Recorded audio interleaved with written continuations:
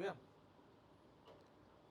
Hi friends, कैसे हैं आप सब? I hope you all are doing very well. और जैसे कि as you know our series is going on, और अभी फ़िलहाल as there are certain reasons जिसकी वजह से मैं रेगुलर वीडियोस को अपलोड नहीं कर पा रहा।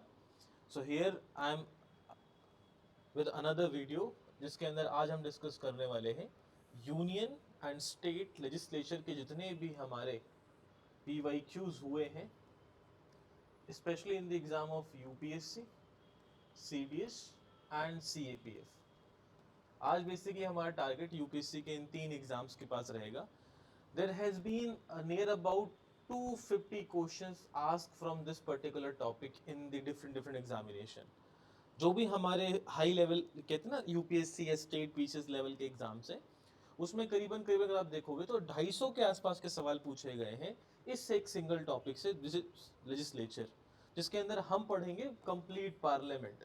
सो पार्लियामेंट पार्ट 5 का एक ऐसा इंपॉर्टेंट टॉपिक है जिससे हर साल क्वेश्चंस बहुत से बनते हैं।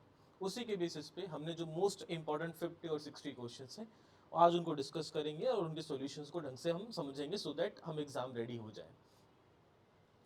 Here we go। पहला क्वेश्चन आपके सामने ऐसा है, on the dissolution of the House of the People, the Speaker shall not vacate his or her office until immediately before his first meeting of the House of the People after the dissolution। अब देखो simple सी बात है, यहाँ पे हमारे पास कुछ statements हैं और all the statements are basically associated with the Lok Sabha speaker. अब आपको पता है कि जो हमारा लोकसभा है, हमारी लोकसभा के अंदर एक अपना चेयरमैन है जिसको अपन स्पीकर बोलते हैं, who has the responsibility to manage all the day to day activities in the Lok Sabha. अब वो पहला स्टेटमेंट कह रहा है कि जब भी हाउस डिसॉल्व होता है, जब भी लोकसभा भंग होती है, तो लोकसभा के भंग होते ही जो स्पीकर होता है वो अपनी पोजीशन को वेकेट नहीं करता, वो अपनी सीट नहीं छोड़ता तब तक जब तक एक नई लोकसभा बन के, ठीक है, और एक नई लोकसभा बन के उसका नया लीडर ना चुन लिया जाए, तब तक हमारा जो लोकसभा स्पीकर होता है वो अपनी सीट को वेकेट नहीं करता। दूसरा, according to the provision of the constitution of India, a member of the house of the people and being elected as a speaker shall resign from his और हर पॉलिटिकल पार्टी इमीडिएटली। कह रहा है कि जैसे ही एक इंसान लोकसभा का speaker बनता है, वैसे ही वो इंसान क्या करता है, अपनी पॉलिटिकल पार्टी जिससे वो एसोसिएट होता है उससे उसको तुरंत इस्तीफा देना पड़ता है। ये संवैधानिक प्रावधान है, ये संविधान ऐसा कहता है कि उसको ऐसा करना है, ठीक है। तीसरी बात, the speaker of the house of the people may be remove from his और her office by the resolution of house of the people pass by majority of all the then members of the house, provided that no resolution shall be moved unless at least 14 days of prior notice has been given to the speaker। अब वो कह रहे हैं कि जिस भी सभा का लोकसभा स्पीकर है, मतलब लोकसभा का हेड है, वो जब भी उसको उसकी पोस्ट से हटाना है तो उसको उसकी पोस्ट से हटाने के लिए क्या करना पड़ता है, जो हाउस है, हाउस में कम से कम 2/3 मेजोरिटी से एक बिल पास होगा, और इस बिल को तभी मंजूरी मिलेगी जब ये बिल हमारे स्पीकर को 14 डेज के प्रायर नोटिस पे दिया जाएगा, तभी ये बात पॉसिबल होगी। अब इन तीनों में से कौन सा स्टेटमेंट हमारे एग्जाम पॉइंट ऑफ व्यू के लिए बिल्कुल सही है?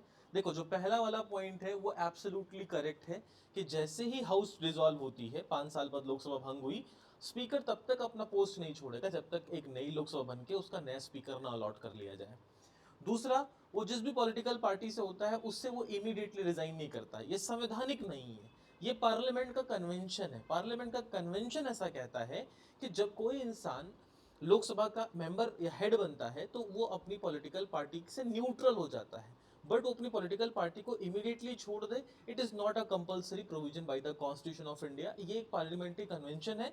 सो इसलिए जो ये लाइन है ना, constitution of India, this make this statement completely incorrect. और जैसे मैंने दूसरा एलिमिनेट कर दिया, I directly jump to the answer, and answer would be your 1 and 3। And here we go with this particular topic. यहाँ पे इसको अच्छे से मेंशन किया गया है। I already share the PDF in my group, so you guys can follow it up and just become the super knowledgeable person। अगला question, consider the following statement, if any question arise as to whether a member of the house of the people has become subjected to disqualification under 10 schedule, the president decision in accordance with the opinion of the council of minister shall be the final। अब देखो, हमको पता है कि भाई हमारे पास जो संविधान है उसमें करीबन करीबन 12 शेड्यूल हैं। जो 10th शेड्यूल है वो बेसिकली बात करता है एंटी डिफेक्शन की। और एंटी डिफेक्शन का जब भी मामला होता है तो वो कह रहा है कि जब भी एंटी डिफेक्शन में किसी इंसान को डिस्क्वालीफाई किया जाता है हाउस से, तो उस कंडीशन में जो प्रेसिडेंट है और काउंसिल ऑफ मिनिस्टर है जो प्रेसिडेंट की, उनका डिसीजन फाइनल होता है। ये बहुत गलत बात हो गई, क्योंकि एंटी डिफेक्शन के अंदर ये बात मेंशन है कि the decision of the chairman of the Rajya Sabha, the decision of the speaker of the Lok Sabha, जिस सभा से डिस्क्वालिफिकेशन किया जा रहा है उस सभा के जो हेड होंगे उनका डिसीजन फाइनल होता है, ना कि प्रेसिडेंट ऑफ इंडिया का डिसीजन फाइनल होता है।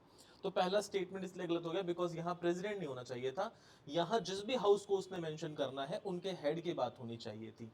There is no mention of the word political party in the constitution. Anti defection का जो 10th शेड्यूल है वो बहुत वाजिब तरीके से, कहते हैं ना, जो वर्ड है संविधान के अंदर एक्सप्लिसिटली मेंशन करता है कि एनी पॉलिटिकल पार्टी, कोई इंसान किसी पॉलिटिकल पार्टी को छोड़ेगा। तो political party word has been mention in the constitution, specially in the 10th schedule of the Indian constitution. तो ये वाला स्टेटमेंट भी यहाँ इनकरेक्ट बन जाता है because it is saying no mention but there is mention of the political party, hence neither one nor two become the right answer for this particular question.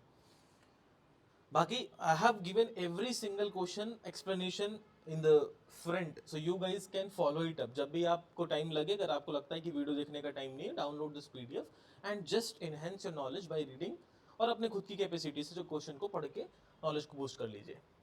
An ordinance can be amend any central law. An ordinance can abridge a fundamental right. An ordinance can come into effect from a back date. तीन particular topic हैं। पहली बात तो जो ordinance है उसको समझ लेते हैं। सो प्रेसिडेंट ऑफ इंडिया के पास आर्टिकल 123 के अकॉर्डिंग एक पावर है कि जब भी पार्लियामेंट का कोई भी हाउस सेशन में नहीं है, for example Lok Sabha is not in session, in that situation president has the potential to make temporary laws, और इन्हीं टेम्परेरी लॉज को अपन ऑर्डिनेंस कहते हैं। अब ये ऑर्डिनेंस जब प्रेसिडेंट बनाता है, so these are like a normal law. ये एक आम पार्लियामेंट्री कानून की तरह ही होते हैं, बट पार्लियामेंट से रेटिफाइड नहीं होते। जो कानून दो तरीके से बनते हैं, पार्लियामेंट बनाता है तो उसको असेंट या रेटिफिकेशन प्रेसिडेंट देता है, राइट। जब प्रेसिडेंट अपने ही डिस्क्रिशन से ऑर्डिनेंस को लेके आता है, हालांकि डिस्क्रिशन नहीं होता, वो काउंसिल ऑफ मिनिस्टर से पूछता है, तो प्रेसिडेंट खुद से एक ऑर्डिनेंस बना के जब लेके आता है तो वो पार्लियामेंट के अप्रूवल के बाद एक परमानेंट लॉ बनता है। लेकिन वो क्या कह रहा है कि ऑर्डिनेंस के पास ये पावर है कि वो किसी भी सेंट्रल लॉ को अमेंड कर सकता है। जाहिर सी बात है, क्योंकि ऑर्डिनेंस के लिए साफ साफ लिखा होता है it is as absolute as parliamentary law. ये पार्लियामेंट्री कानून की तरह ही होता है। तो अगर पार्लियामेंट किसी भी लॉ को अमेंड कर सकता है, तो ऑर्डिनेंस के पास भी ये पावर होती है कि वो किसी भी सेंट्रल लॉ को अमेंड करने की हिम्मत रखेगा। दूसरा, an ordinance can abridge a fundamental right. एक ऑर्डिनेंस फंडामेंटल राइट को एब्रिज कर सकती है। ये बात तो बिल्कुल गलत हो गई। It is directly violating the article 13 of Indian constitution that no law, ठीक है, या any law inconsistent with the fundamental right shall be null and void. तो चाहे वो प्रेसिडेंट का ऑर्डिनेंस हो, तो भाई दूसरा जो डायरेक्टली गलत हो गया, दूसरे को एलिमिनेट करते ही मैं दोबारा से एक आंसर पहुंच गया, that is 1 and 3 would be the right answer. Next, with the reference to the speaker of the Lok Sabha, consider the following statement. While any resolution for the removal of the speaker of the Lok Sabha is under consideration, कह रहा है, पहले question समझ लो कि जब भी किसी speaker के रिमूवल का बिल जो है वो कंसिडरेशन में है, मान लो कि एक सभा के अंदर 2/3 मेजोरिटी ने क्या किया, एक बिल लाया और बिल को लाके इंट्रोड्यूस कर दिया, 14 डेज का नोटिस भी दे दिया कि भाई हमें लोकसभा स्पीकर पे भरोसा नहीं है, लोकसभा स्पीकर को उसके पद से हटना चाहिए, ये बोल दिया गया है। उस केस में ही और शी नॉट प्रेजाइड, क्या लोकसभा का स्पीकर उस समय सभा को अध्यक्षता कर सभा का हेड बना रहेगा? He or she shall not have the right to speak, उसके पास बोलने का अधिकार भी नहीं होगा। He or she not to be entitled to vote on the resolution in the first instance. अब देखो यहाँ पे जो दो बातें हैं, देखो जाहिर सी बात है, अगर किसी सभापति पे ये लग गया है कि भाई हम आप पे रेजोल्यूशन लेके आ चुके हैं, हम आपके लिए बिल लेके आ चुके हैं कि आपको हटाना है आपकी पोस्ट से, अगर ऐसा बिल हमने इंट्रोड्यूस कर दिया है तो स्पीकर को, जो स्पीकर का पोजीशन है उससे उतरना पड़ता है। वो हाउस को प्रेजाइड नहीं कर सकता, because house does not believe on the speaker any more, तभी तो बिल लेके आई है। तो पहला स्टेटमेंट तो बिल्कुल सही है, ही shall not preside the house. अब आपको पता है कि 14 डेज के नोटिस के बाद हम स्पीकर को उसके पोस्ट से हटा सकते हैं, 14 डेज का नोटिस जाना चाहिए। तो मतलब 14 डेज तक वो सभा का सभापति नहीं बना रहेगा, लेकिन भाई उसके पास बोलने का अधिकार तो है ना। तभी तो अपने अगेंस्ट में जो लोगों ने बातें उठाई हैं उसके आंसर्स देगा वो। इसका मतलब वो बोल सकता है, तो दूसरा स्टेटमेंट भाई गलत हो जाएगा। जैसे मैंने दूसरा स्टेटमेंट गलत ठहराया तो दूसरा यहाँ भी है, दूसरा यहाँ भी है, दूसरा यहाँ भी है। I can directly jump to the answer. The answer would be only one statement is correct. केवल इकलौता स्टेटमेंट सही है, तो उसके पास वोटिंग राइट भी रहेगा। He shall not be entitled to vote on the resolution in the first instance. उसके पास कहने वोटिंग राइट भी नहीं होगा, नो, उसके पास वोटिंग राइट होगा। आगे देखते हैं। With a reference to the Indian Parliament, consider the following statement. Indian Parliament से associated कुछ हमें कानून के बारे में बात करनी है। A bill pending in the लोक सभा lapse its resolution। कह रहा है भाई लोकसभा के अंदर एक बिल पेंडिंग है, जब सभा खत्म हो जाएगी, लोकसभा भंग हो गई, तो वो जो कानून उसके अंदर पेंडिंग है वो अपने आप भंग हो जाएगा। जाहिर सी बात है, कोई भी कानून अगर लोकसभा में पेंडिंग है, अगर लोकसभा डिसॉल्व हुई तो कानून भी डिसॉल्व हो जाएगा, लॉ भी डिसॉल्व हो जाएगा, या फिर वो जो बिल है वो भी डिसॉल्व हो जाएगा, बिल तुरंत खत्म। एग्जाम्पल के लिए कि सपोज करिए आप लोकसभा है, आपके थ्रू एक बिल को पास होना था, अब आप ही कोलैप्स कर गए, तो जब आप कोलैप्स कर जाओगे तो आपके घर में जितने बिल पड़े थे अपने आप क्या हो जाएंगे, कोलैप्स हो जाएंगे। तो पहला स्टेटमेंट वाजिबली सही कह रहा है। A bill pending in the Lok Sabha lapse on it's resolution. A bill pass bye the Lok Sabha and pending in Rajya Sabha lapse on the resolution of Lok Sabha. एक बिल जिसको लोकसभा ने पास किया था वो राज्यसभा में पेंडिंग था, लोकसभा के भंग होते ही वो बिल भी डिसॉल्व हो जाएगा। ये भी बात सही है, इसको याद रखना। ये एक फंडामेंटल नियम है, ये सही बात है, इसमें कुछ दो राह नहीं है। कोई भी बिल जो लोकसभा से निकला है वो राज्यसभा के पास गया, राज्यसभा के पास वो मंजूरी के लिए गया है, लोकसभा के भंग होते वो बिल तुरंत लैप्स कर जाएगा, बिकॉज वो इंट्रोड्यूस किसने किया था, लोकसभा ने किया था। ठीक है। A bill in regard to which the president of India notified. हाँ, कोई भी बिल ऐसा जो राष्ट्रपति तक पहुंच गया है या राष्ट्रपति ने उस पर नोटिस लगा दिया है कि इस पे हम कोई ज्वाइंट सेशन बुला सकते हैं, इस पे हम बातचीत करेंगे, इस पे मैं मंजूरी दे सकता हूँ, कुछ भी जो बिल राष्ट्रपति के पास तक पहुंच गया है, ऐसे बिल लैप्स नहीं करेंगे क्योंकि वो दोनों हाउस से पास हो चुके हैं। ठीक। अच्छा, अब सवाल आता है कि सर ये वाला बिल तो नहीं लैप्स होना चाहिए, अगर लोकसभा से पास हो गया राज्यसभा में चला गया तो फिर तो उसको कैसे लैप्स करने की रिक्वायरमेंट नहीं, डायरेक्टली प्रेसिडेंट के पास पहुंच जाए। भाई there could be some provisions. मान के चलो कि एक बिल लोकसभा ने पास किया, राज्यसभा को बिल पास पसंद नहीं आई, राज्यसभा ने उसको रिकंसिडरेशन के लिए दोबारा लोकसभा को भेज दिया, या राज्यसभा कहता है इसको हम मंजूरी नहीं देंगे। तो भाई अगर राज्यसभा में मंजूरी नहीं दी, इन केस मान लो मंजूरी नहीं दी और लोकसभा भंग हो चुकी है, तो क्या वो बिल हमेशा के लिए बना रहेगा, लैप्स हो जाएगा, लैप्स हो जाएगा। मान लो कि अगर राज्यसभा कहता है कि हमें कुछ रिकमेंडेशंस देंगे ताकि लोकसभा इसको चेंज कर सके, थोड़ा बहुत इसमें चेंज कर सके, बट लोकसभा तो ऑलरेडी डिसॉल्व है, एंड लोकसभा भी जब डिसॉल्व है तो बिल का किसी मतलब ही नहीं बनता, इसलिए बिल भी क्या हो जाएगा, ऑटोमेटिकली डिसॉल्व हो जाएगा। तो यहाँ पे only 3 will be the right answer. अब यहाँ पे कौन कौन से बिल हैं जो लैप्स करते हैं, कौन कौन से बिल हैं जो लैप्स नहीं करते। I had given this complete data, ये आपको पढ़ना है for exam point of view. ठीक है, ये सब नहीं है पढ़ाने वाला, मैं क्वेश्चन सॉल्व कराऊंगा बस यहाँ पे। With the reference to the parliament of India consider the following statement. Parliament के रेफरेंस में कुछ बातें हैं, उन पे हमें रिकंसिडरेशन करना है। For example, prorogation of a house by the president of India does not require the advice of council of minister. देखो प्रोरोग, ठीक है, और उसके बाद प्रोरोगेशन सुना होगा आपने, डिसोल्यूशन सुना होगा, और होगा था एडजर्नमेंट, एडजर्नमेंट सीने थे, बहुत सारे शब्द हैं पार्लियामेंट के अंदर। अगर आपने सारे शब्द नहीं सुने तो थोड़ी बहुत आप लक्ष्मीकांत की स्टडी करें जाके, थोड़ा बहुत गूगल भी कर लें कि what is a dissolution, what is prorogation, what is adjournment sine die, what is adjournment. 4 particular word हैं जो को पढ़ने चाहिए। वो कह रहा है कि जब भी एक हाउस को हमारा प्रेसिडेंट प्रोरोग करता है, प्रोरोग समझ रहे हैं, भंग नहीं कर रहा, उसको स्थगित करता है, आगे के लिए पोस्टपोन कर देता है। फॉर एग्जांपल, प्रोरोगेशन में वो काउंसिल ऑफ मिनिस्टर की रिकमेंडेशंस नहीं लेता। अब यहाँ याद बात रखना, जब भी कोई राष्ट्रपति काउंसिल ऑफ मिनिस्टर से कुछ पूछता नहीं है, मतलब ये उसकी खुद की डिस्क्रिशन पे है। और आपको पता है कि हमारे राष्ट्रपति के पास अधिकतर चीज़ें डिस्क्रिशन पे नहीं है as comparison to the governor of India, governor of the state. Governor कुछ डिस्क्रिशन फैसले लेता है, by the constitution that power is given to the governor, but president कोई भी काम डिस्क्रिशन पे नहीं करता, because there is council of minister to aid and advise the president of India. अब इस हालात में अगर वो प्रेसिडेंट किसी से पूछता नहीं है तो मतलब डिस्क्रिशन पे है ही नहीं, तो ये बात तुरंत कैंसिल हो जाएगी, बिकॉज प्रेसिडेंट डिस्क्रिशनरी पावर ज़्यादा यूज़ नहीं करता, वो काउंसिल ऑफ मिनिस्टर से पूछेगा ही पूछेगा। दूसरा, prorogation of a house is generally done after the house is adjourned sine die, but there is no bar to the president of India proroguing the house in the session. कह रहा है progression, जो prorogation होता है house का वो सिने दे के बाद होता है। अब एडजेंट सिने दे का मतलब सभापति सभा को भंग कर देते हैं, उसके बताते नहीं कब मिलना है हमको, फॉर एग्जाम्पल। और जब वो बताते नहीं है तो हाल बाद में राष्ट्रपति एक नोटिस जारी करता है प्रोरोगेशन का कि अब भाई हमने सभा ही क्या कर दी, स्थगित कर दी है, अब मिलते हैं बहुत बाद में। तो ये वाली बात भी सही है। Dissolution of the Lok Sabha is done by the President of India, who save in exceptional circumstances does so on the advice of the Council of Minister। बात बिल्कुल सही है। वैसे अगर मैं पहला वाला काट दूंगा तो दो स्टेटमेंट में डायरेक्टली एलिमिनेट कर दूंगा, बाकी रही ओनली 3 एंड ओनली 2। तो तीसरा स्टेटमेंट यहाँ एब्सोल्युटली करेक्ट है। जब भी लोकसभा भंग होती है तो राष्ट्रपति क्या करता है, advice of council of minister को लेता है। अगर ये बात सही है तो ये काउंटर कर देता है ना एक तरीके से, तो ये गलत है तो ये सही हो जाएगा। दूसरे पे कॉन्फिडेंस है तो दूसरा तीसरा दोनों यहाँ सही ऑप्शन बन जाएंगे। ठीक है, याद रखेंगे इस बात को। Next, with the reference to the union budget, consider the following statement. The union finance minister on the behalf of the prime minister lays the annual financial statement before the parliament। ये भाई गलत हो गया। Finance minister on the behalf of the president of India क्या करते हैं, हमारे लोकसभा के सामने बजट को पेश करते हैं, तो ये गलत हो जाएगा।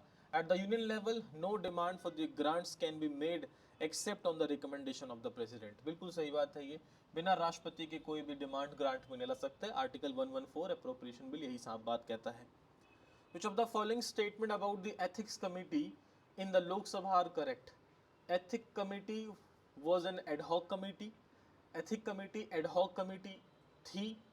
Only a member of Lok Sabha can make a complaint relating to the unethical conduct of the member of the Lok Sabha।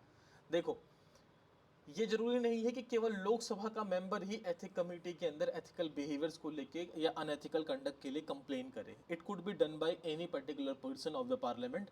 तो दूसरा स्टेटमेंट यहाँ पे डायरेक्टली गलत हो जाएगा। और दूसरा स्टेटमेंट जैसे मैं गलत करूंगा, I will directly jump to the right answer, that is 1 and 3। UPSC has made some kind of questions like this. Article 109 mention special procedure respect to money bill. अब ये एक थोड़ा सा ब्लफ है। जब बच्चे पढ़ना शुरू करते हैं तो उनको लगता है आर्टिकल 110 मनी बिल है। आर्टिकल 110 मनी बिल को डिफाइन करता है, but there is a special procedure about the money bill mention in article 109 of the Indian constitution. ये बात सही बन जाती है। A money bill shall not be introduce in the council of state. Money bill जो राज्यसभा में introduce नहीं होता, बिल्कुल सही बात है। तो हाँ, ये तो सही है ना, गलत नहीं होगा, सही बात है। Rajya Sabha can either approve the bill और suggest changes but can not reject it, ये भी सही बात है। Amendment to the money bill suggested by the Rajya Sabha have to be accepted by the Lok Sabha. ऐसा नहीं है, जो अमेंडमेंट मनी बिल को लेकर राज्यसभा देता है वो जरूरी नहीं कि लोकसभा उसको एक्सेप्ट करे। तो 1 2 3 इसका सही आंसर बन जाएगा। Fourth is incorrect here. Which of the following is are the exclusive power of Lok Sabha. Exclusive power जो सिर्फ लोकसभा एंजॉय करता है। Ratification to declaration of emergency, इसमें राज्यसभा लोकसभा दोनों की मंजूरी चाहिए होती है, तो एक्सक्लूसिव पावर नहीं है। To pass the no confidence motion, बिल्कुल सही बात है, नो कॉन्फिडेंस मोशन केवल लोकसभा में आता है। टू इम्पीच द प्रेसिडेंट, इसमें भी लोकसभा राज्यसभा दोनों का इनक्लूड होता है, तो only two is the right answer. With a reference to the finance bill and the money bill in the Indian Parliament, consider the following statement. When the Lok Sabha transmit financial bill, जब Lok Sabha financial bill को transmit करता है राज्यसभा को, it can amend or reject, बिल्कुल सही बात है, या तो उसको अमेंड कर सकते हैं या तो उसको रिजेक्ट कर सकते हैं। When the Lok Sabha transmit money bill to the Rajya Sabha, it can not amend or reject the bill. वो ना तो उसमें अमेंड कर सकते हैं ना तो उसको रिजेक्ट कर सकते हैं, तो दोनों एक दूसरे के काउंटर हैं। They can only give the recommendation, ये बात सही है। हमको पता है ये बात सही है, तो ये बात एब्सोल्युटली क्या हो जाएगी, incorrect. In the case of disagreement between the Lok Sabha and Rajya Sabha, there is no joint sitting for the money bill, but joint sitting become necessary for the financial bill। देखो ये वाली बात भी सही है। Financial bill, यहाँ मैं financial bill 117 clause 3 की बात कर रहा हूँ, तो मनी बिल के लिए तो जॉइंट सिटिंग का प्रोविजन है ही नहीं, लेकिन जो आपकी फाइनेंशियल बिल का तीसरा क्लॉज है उसके लिए जॉइंट सिटिंग का प्रोविजन होता है। इसलिए यहाँ पे पहला स्टेटमेंट गलत है, दूसरा और तीसरा सही है। Only 2 will be the right answer for this particular question. ठीक है, आगे देखो। With reference to the duty of speaker of Lok Sabha, Lok Sabha का जो स्पीकर है, डेप्यूटी स्पीकर, उसकी ड्यूटीज की बात हुई है। As per the rules of procedure and the conduct of business in Lok Sabha, the election of the deputy speaker shall be held on such a date as fixed by the speaker. देखो ये बात आप याद रखना, लोकसभा का जो स्पीकर होता है वो डिसाइड करता है कि जो डेप्यूटी स्पीकर होगा उसकी इलेक्शन का डेट किस दिन होना चाहिए। दूसरा, there is a mandatory provision that the election of a candidate as a deputy speaker of Lok Sabha shall be from either the principal opposition party or the ruling party. देखो अब यहाँ पे ये बात तो सही है कि अधिकतर जो हमारे कन्वेंशन है पार्लियामेंट के वो यही कहते हैं कि स्पीकर अगर ओपोजिशन उसका पोजीशन लीडर का है, मेजॉरिटी पार्टी का है, तो जो आपका डेप्यूटी स्पीकर होगा that shall be your opposition party का. But a parliamentary convention it is not mandatory and it can be broken down. इसको हम तोड़ भी सकते हैं, इसलिए ये मैंडेटरी तो नहीं है भाई, गलत कर दीजिए इसको. The deputy speaker has the same power as of speaker when the presiding, हाँ ठीक है, डेप्यूटी स्पीकर के पास सारी स्पीकर की पावर होती है जब हमारा स्पीकर पावर में नहीं होता या अपने पोस्ट पे नहीं होता. ये बात बिल्कुल लाजमी है. The well-established parliamentary practice regarding the appointment of deputy speaker is that the motion is moved by the speaker and duly seconded by the prime minister. तो ये बात भी सेंस नहीं बनाता, यहाँ प्राइम मिनिस्टर का कोई योगदान ही नहीं होता, ये सारा खेल सिर्फ स्पीकर का होता है, यहाँ प्राइम मिनिस्टर कुछ भी नहीं करता. तो जहाँ पीएम आ गए इसलिए स्टेटमेंट गलत हो जाती है. तो यहाँ पे आप देखोगे दो स्टेटमेंट सही है, दो गलत है. आपके 1 and 3 become the right answer, बाकी 2 and 4 आपके एब्सोल्युटली गलत है. With a reference to the anti-defection law in India, consider the following statement. The law specifies that a nominated legislator cannot join any political party within the 6 months of being appointed. Anti defection साफ साफ कहता है कि एक बार अगर आप independent candidate के तौर पे इलेक्ट हो चुके हैं तो आप 6 महीने के अंदर अंदर किसी पॉलिटिकल पार्टी को ज्वाइन नहीं कर सकते. बात सही है. दूसरा, the law does not provide any time frame within which the presiding officer has to decide a defection. तो अब देखो यहाँ पे दो बातें हैं, फोकस करना है इस पे. कह रहा है the law does not provide any time frame within which the presiding officer has to decide defection. अब हमको पता है कि जो डिफेक्शन की सुप्रीम अथॉरिटी होती है वो होती है स्पीकर के पास, और स्पीकर ही डिसाइड करता है कितने टाइम के बाद किसी इंसान को, मतलब एक बार चला गया डिफेक्शन का केस स्पीकर के पास तो स्पीकर पे कोई बाउंडेशन नहीं, कितने समय भी ले सकता है उसको डिसाइड करने में. हाँ, उसके डिसीजन पे जुडिशियल रिव्यू बैठ सकता है but the final decision will be given by the speaker itself. तो दूसरा स्टेटमेंट सही है, पहला वाला इनकरेक्ट. क्या है भाई? The law specifies that a nominated installation cannot join any political party within 6 months of being appointed to the house. According to the 10th schedule, a nominated, अच्छा यहाँ पे nominated member बोला गया बेटा, मैंने elected सोच लिया है, ठीक है. Disqualify if any political party after the expiration of the 6 months from the date on which he take the seat. ठीक है, तो यहाँ पे वो elected नहीं nominated है, इसके लिए provision थोड़ा सा अलग है, वो आप पढ़ सकते हैं आप लोग. क्या लिखा हुआ है कि अगर कोई नॉमिनेटेड मेंबर हाउस का house become disqualify if they join any political party after the expiry of the 6 month from the date on which they take their seat. This means the law actually allow them to join political party within first to 6 month of the, not the other way around. तो ये थोड़ा सा change है, इसको देख लीजिएगा आप लोग. तो ये वाला स्टेटमेंट गलत हो क्योंकि यहाँ पे नॉमिनेटेड हो गया. आगे देखो, we adopt the parliamentary democracy based on the British model, but how does our model different from this model? As regard legislation, the British Parliament is supreme or the sovereign, but in India the power of the Parliament is limited. बिल्कुल सही बात है, by limited by the Constitution of India. In the even Supreme Court also. In India, matter related to the Constitution of constitutionally of amendment of an act of the Parliament refer to the constitution bench by the supreme court. दोनों बात सही है.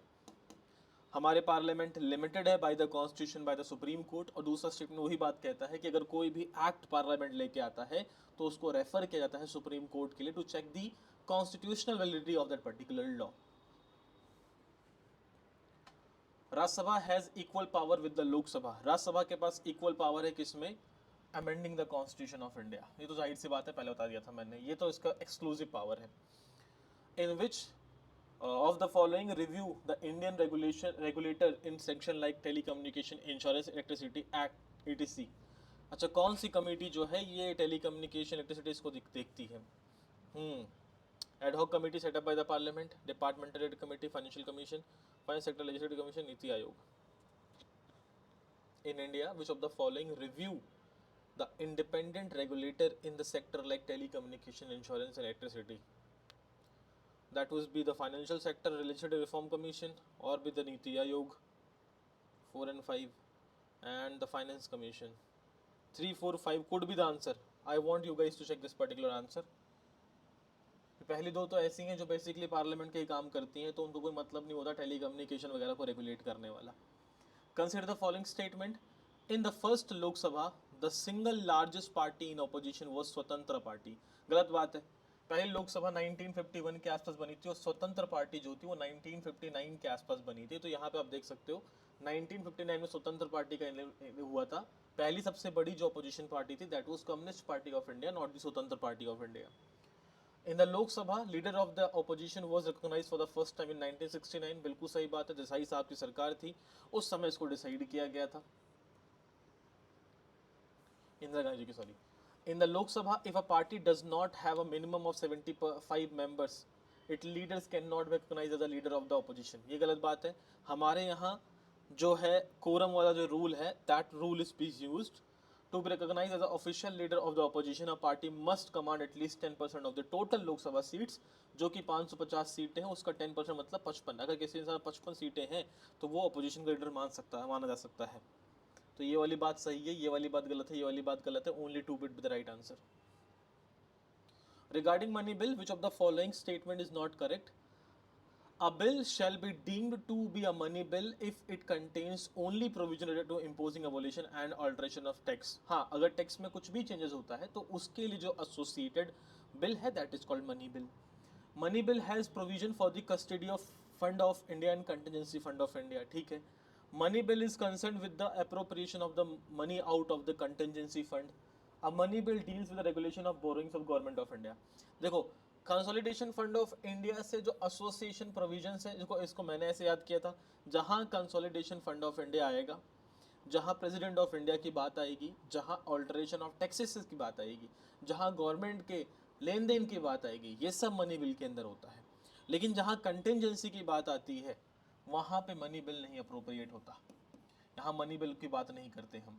यहाँ fund है और the contingency है, तो दोनों में से किसी एक की बात हुई है तो मैं इसके हिसाब से स्टेटमेंट को सही मान सकता हूँ। बट खाली कंटिजेंसी की बात है तो वो फाइनेंशियल केसेस में, वो फाइनेंशियल बिल में ले आओ, but that can not be regarded as the money bill definition under article 110। Consider following statement. The speaker of the assembly shall vacate his office if he cease to member of assembly. ठीक है, अगर speaker of assembly जो है वो assembly का member बन जाएगा तो उसको अपनी सीट को छोड़ना पड़ेगा। Whenever a legislative assembly is dissolved, the speaker shall vacate his office immediately। गलत हो गया, बताया था immediately नहीं छोड़ते वो लोग। Consider the following statement। In election of the Lok Sabha or the state assembly, the winning candidate must get at least 50% of the vote polled to be declared elected। Lok Sabha के इलेक्शन में बेटा हम 50+1 का जो रूल होता है ना, उसको हम मानते हैं कि जो 51% सीटें अटेन करता है वो हम मेजॉरिटी पार्टी मान लेते हैं उनको, वो जीत जाता है। बट हम एक तरीके से ना फर्स्ट पास पोस्ट सिस्टम को यूज़ करते हैं। कहने का मतलब है ऐसा सपोज को 4 पार्टी लड़ रही हैं। अब 4 पार्टीज़ में ऐसा मान लो कि 4 पार्टीज तो सीट 100 हैं। अब 4 पार्टीज जो होंगी अगर वो 50+1 लेके आएंगी तो मतलब सिंगल मेजॉरिटी पार्टी होगी, उसके पास 51 सीटें होनी चाहिए।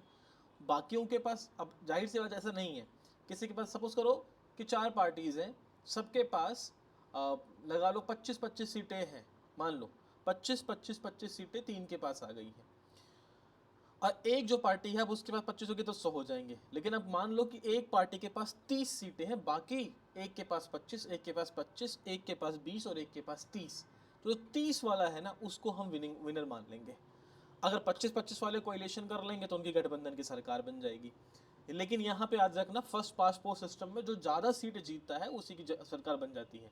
According to the provision laid down in the constitution of India, in the Lok Sabha the speaker post goes to the majority party and the deputy speaker goes to the opposition. Constitution इसको नहीं कहता, ये convention है बच्चा। तो दोनों ही गलत हो गए। Out of the following statement, what is the principle philosophy of the cabinet government? Cabinet government की सबसे अच्छी बात है कि the government is responsible to the Lok Sabha. जहां भी आपको दिखे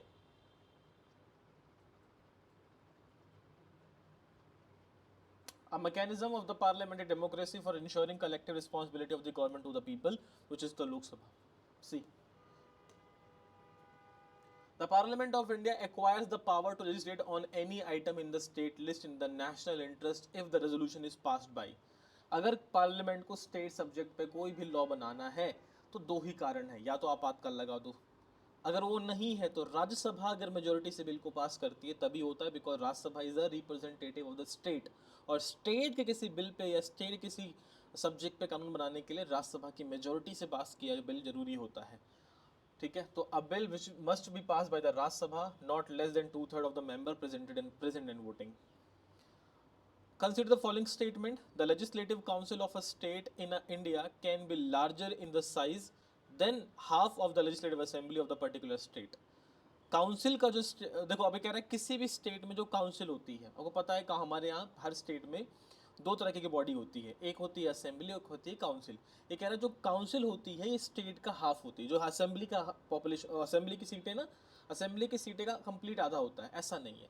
असेंबली का 1/3 होता है काउंसिल हमेशा, तो हाफ नहीं, पहला स्टेटमेंट गलत हो गया। The governor of a state nominate the chairman of legislative council of the particular state. अब जो यहाँ दूसरा स्टेटमेंट है ये भी याद रखना कि ये स्टेटमेंट भी आपका गलत है। गवर्नर कभी नॉमिनेट नहीं करता चेयरमैन, उनको बेसिकली हम क्या कर सकते हैं, इलेक्ट कर सकते हैं। तो यहाँ पे लिखा है the chairman and the deputy chairman legislative council are elected by the member of council itself, not nominated by the governor. Governor तो काउंसिल में कुछ लोगों, कुछ मेंबर्स, 1/6 मेंबर्स को नॉमिनेट करता है, ना कि चेयरमैन को ही नॉमिनेट कर देगा। तो दोनों ही गलत बेटा। ठीक है, नेक्स्ट एक बार देख लेते हैं। सो 1 2 3 4 5 6 क्वेश्चन के बाद यूपीएससी के क्वेश्चन खत्म हो जाएंगे। Consider the following statement: a constitution government, संवैधानिक सरकार कौन सी होती है? Places effective restricted in the authority liberty in the individual interest. ठीक है, places effective restricted on the authority of the state in the interest of individual liberty. देखो यहाँ पे दूसरा सही है, पहला गलत है। कॉन्स्टिट्यूशन गवर्नमेंट का मतलब यही होता है संवैधानिक सरकार, जहाँ पे लिमिटेड गवर्नमेंट होती है और लोगों के ऊपर कुछ हद तक बंदिशें लगाई जाती हैं बाय द स्टेट, ताकि व्यक्तिगत इंडिविजुअल जो लिबर्टी है उनको बचाए रखा जा सके। अब यहाँ है places effective restriction on individual liberty in interest of state authority. वो क्या कह रहा है कि भाई जो स्टेट है, स्टेट के इंटरेस्ट के लोगों पे बंदिशें लगा दो। ये तो मतलब ये तो बात ही नहीं बनती कि स्टेट के इंटरेस्ट के लोगों पे बंदिशें लगा दो, नहीं। दूसरे शिफ्ट में कह रहा है कि स्टेट के द्वारा कुछ पाबंदी लगाई जाएंगी ताकि इंडिविजुअल लिबर्टीज को बचाया जा सके। तुम स्वतंत्र रहो, मैं स्वतंत्र रहूं, तुम अपना काम करते रहो, मैं अपना काम करता रहूं, इसलिए स्टेट बीच में रिस्ट्रिक्शंस लगाएगा। That's restrictions are the laws, rules, policies, notice, वही सारी बातें कॉन्स्टिट्यूशनल गवर्नमेंट को अच्छी बनाती हैं। That is only two. Consider the following statement: no confidence motion. There is no mention of the no confidence motion in the Constitution of India. अब ये बात बिल्कुल सही बात है। ठीक है जी, कॉन्स्टिट्यूशन ऑफ इंडिया के अंदर कहीं नो कॉन्फिडेंस मोशन को नहीं मेंशन किया गया है। ये बेसिकली पार्लियामेंट्री का जो रूल, प्रोसीजर एंड कंडक्ट है उसके अंदर मेंशन किया गया है। A motion of no confidence can be introduce only in Lok Sabha, ये बात भी सही है, तो दोनों सही बन जाते हैं। Consider the following statement: the council of minister in the center shall be collectively responsible to the parliament, बिल्कुल सही बात है। The union minister shall hold the office during the pleasure of the president of India, ठीक है। The prime minister shall communicate to the president about the proposal by the for the legislation, ठीक है।